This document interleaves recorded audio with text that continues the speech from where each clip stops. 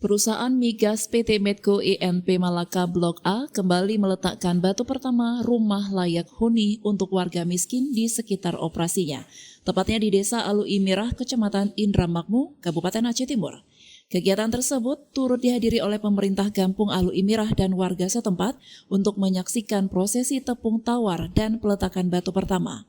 Selain di Alu Imirah, Medco juga membangun rumah warga miskin lainnya di beberapa desa. Hal ini merupakan program CSR Medco yang berkelanjutan setiap tahunnya. Hendarsha Field Relation PT Medco ENP Malaka mengatakan saat ini pihaknya telah membangun rumah layak huni sebanyak 32 rumah untuk warga kurang mampu. Menurutnya, penjaringan penerima rumah layak huni ini dilakukan melalui proses musyawarah para pemerintahan desa yang dituju sehingga penerima rumah layak huni benar-benar tepat sasaran. Hari ini kami dari PT ENP Medco Malaka menyerahkan dan melaksanakan peletakan batu pertama pembangunan rumah layak huni di Kampung Alu Imirah yang kami harapkan nantinya penerima manfaat ini bisa menggunakan rumah ini dengan sebaik-baiknya.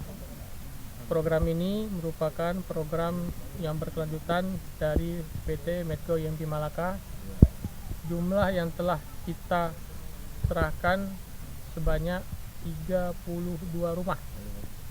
Dan kami mengharapkan ke depannya bisa menyerahkan pembangunan rumah ini kepada masyarakat yang berhak untuk menerimanya.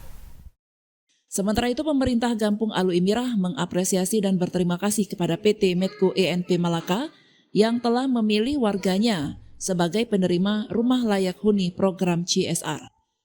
Menurutnya lagi, program ini sangat bermanfaat dan sangat membantu desa, di mana desa juga tidak mampu membangun rumah layak huni secara permanen disebabkan keterbatasan dana desa.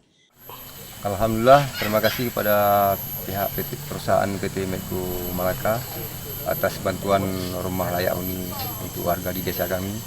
Mudah-mudahan program ini bisa berlanjut di tahun depan karena masyarakat kami masih banyak yang membutuhkan rumah-rumah layak huni yang seperti yang kita dapati pada saat ini di tahun 2023. Mudah-mudahan berlanjut untuk tahun 2024 sampai seterusnya.